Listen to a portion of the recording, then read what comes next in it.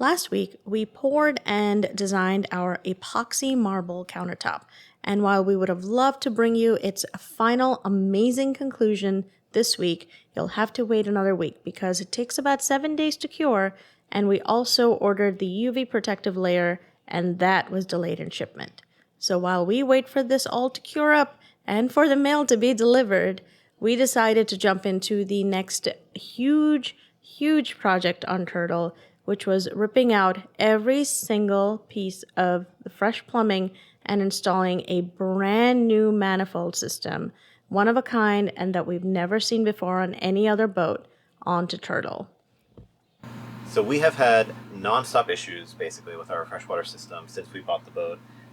Either that it just doesn't work at all, that the pump runs constantly, or that there's just tons of air in the system, and as you open the tap, you just get a giant splash of water coming out. So we've decided, and for another big reason is that we are in our system is this gray tubing, and it's called polybutylene, which I think we've talked about before, but basically it is no longer used because chlorine slowly degrades it, and chlorine is in a lot of your tap water. So we decided to just rip the whole thing out and start from scratch because honestly we've replaced some of it and it has not been that bad, so we think it's time to just go whole hog, replace the whole thing, and get a new system in. So first step is to rip everything out of the settee, run new lines for everything that goes across the boat, and get this project started.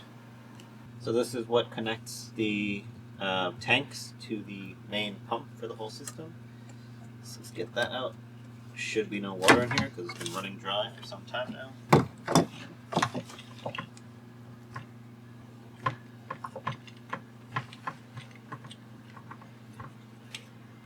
This is the main strainer for the system, and it's not really visible from here, but it does have a bunch of white stuff in there, which I think is some of these lines slowly degrading over time. And that is a whole bunch of junk inside our water system. So, goodbye. Goodbye. I don't have a garbage can. We gotta set up a garbage can. Okay. There you go. Goodbye.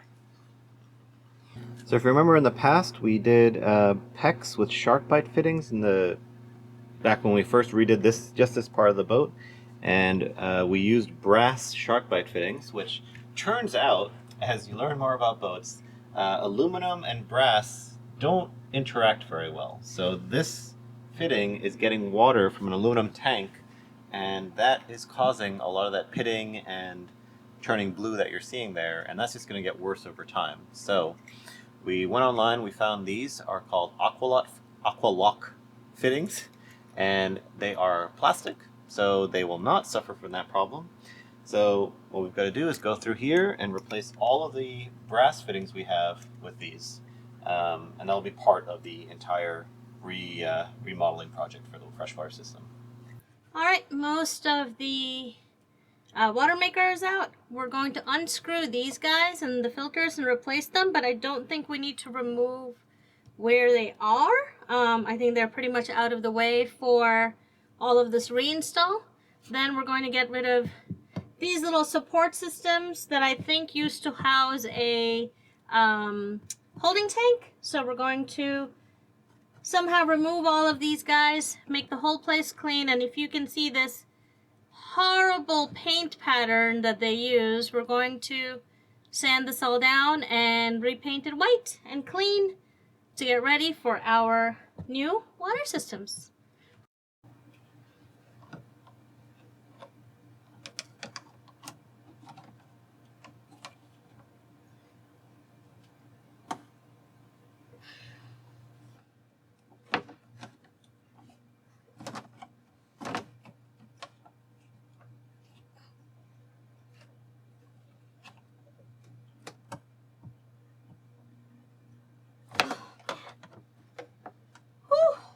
Okay, that's a no-go. Alright, we'll have to figure something else out. But we can clean up everything else and change out these filters at the end. I don't think they're gonna get in the way too much right now. If I can get this out.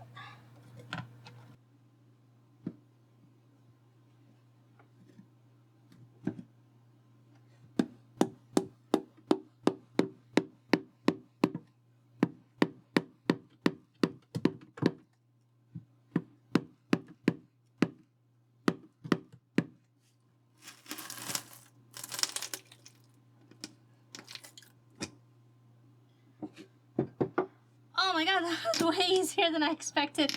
I thought I would have to chisel this whole thing off, but it's loose. Power of a chisel, man. Look at that. Look how cleanly that came off. Oh, that is a success.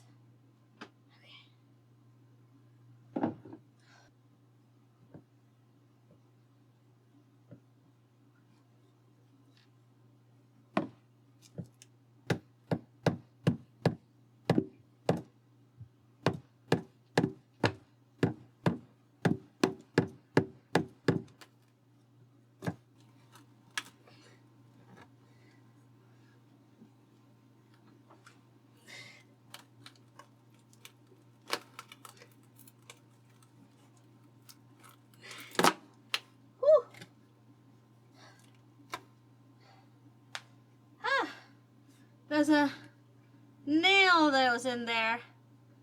So that's what made, well, a screw that was in there that was making it difficult, but couldn't see it, couldn't access it. So, but got it out. These guys I thought were really glued on, but after this it gives me hope.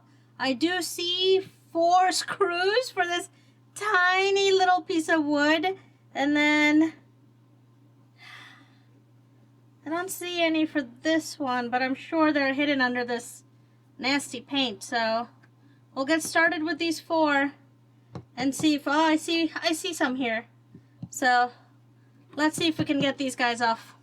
I thought I would have to cut the whole floor off, but it'd be nice if we can get this off. Let's see.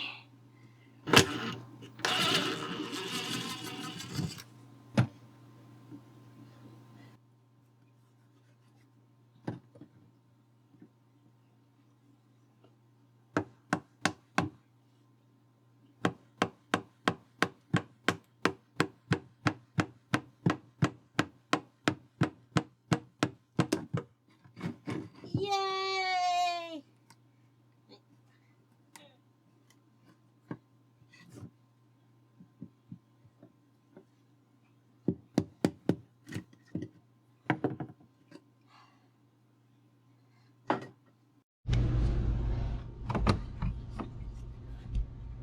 Alright, I was going to record again once I was done with everything, but I just had to show how nicely this entire piece is coming off with just one chisel hit right here.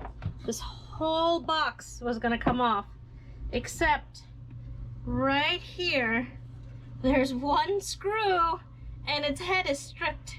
So I gotta figure out how to get that guy out, but otherwise, yeah, we've had a lot more success than I expected. I also wanted to get a close-up of our now manifold. So this is one manifold. Behind the wires is the other manifold. As you can see, no labeling, no idea which one is to which one. This guy has black rings, which I think they're just tags to tie it to this, but no idea what does what, no way to shut off anything, no ball valves. We're going to change that. We're going to change that very, very, very, very soon. And also not run electricity right next to my water supply. Thank you very much. So yeah, these are going to have to get organized. But first, this one screw is going to take up more time than it took me to get all of this stuff off. So that's a boat project for you.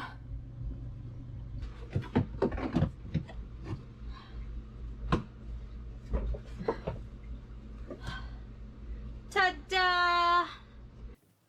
All right, water maker out. All the wood pieces out. And I know it does not look like it, but almost all the tubing out and sanded down and acetoned. Time for paint and a little bit of cleanup.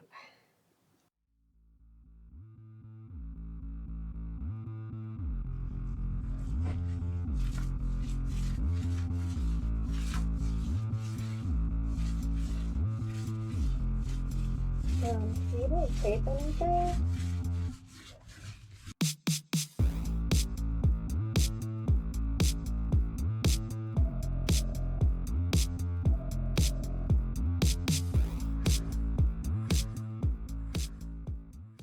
While we wait for the paint to dry, we are going to put together our manifold. So if you remember our last manifold, it was very, very useless. It was also very small, which was a very big positive thing about it, but we could not stop water through ball valves to go to any system at once. We had to shut off the whole water system, and also none of it was labeled, so we didn't know what we were shutting off. So what we have come up with, so this was the chicken scratch diagram that I made in theory, and when I started to work with the guys over at freshwater.com in trying to build this manifold, they actually sent me back this beautiful, beautiful picture, and that has helped quite a bit, because now we can use that and order exactly the parts we need and none of the parts we don't need, and hopefully get it all done just like that. So all the parts arrived today, and we start off with the fact that these are humongous. So we are going with all Aqualock or Seatech. I think those two company names are can go back and forth, but they are quite bigger than the previous ones, which is fine. We have the space for it, and if we're going to do this, we should do this right. And each one, so this is what's called a dual body system, so it's basically 2 sets of manifolds. You can always go with a single if the space is an issue, but each of them has a ball valve already attached to it, and this is called a stem body. And let me get the, so this is the, this is the dual union body, and this is the dual union stem. So stems always connect into the body like this, and so now you have 2 sets and 4 valves to go out, and there's a whole lot of little things that, for example, diverter plugs that sort of create a plug in between that allows for our hot water system and our cold water system to be basically part of the same manifold but not mixed with each other, which is very, very cool. So, and we've got all the little bits like actual labels, so we're going to label things, mounts, which is going to help us mount everything down, and very, very excited because originally I had planned on having 4 manifolds, 2 of them being in the bow, 1 of them being in the settee, and 1 of them being in the stern, but thanks to the Freshwater guys, we are able to combine, well, they combined all of those for me into one big, big manifold, and we have the space under the settee to do it once again. So let's get together and build some Lego pieces. These look really, really cool. The other thing I really like about these is working with the PEX system has introduced us to the idea that the push to connect click system is really great until you need to remove it, because then you usually need a special piece of equipment to remove it. So these don't. These can actually be clicked open with your hands. So that is very, very exciting. They're really good quality. They seem really solid. And did I mention? They're really, really big. It should be exciting. All right, let's get putting together a ning.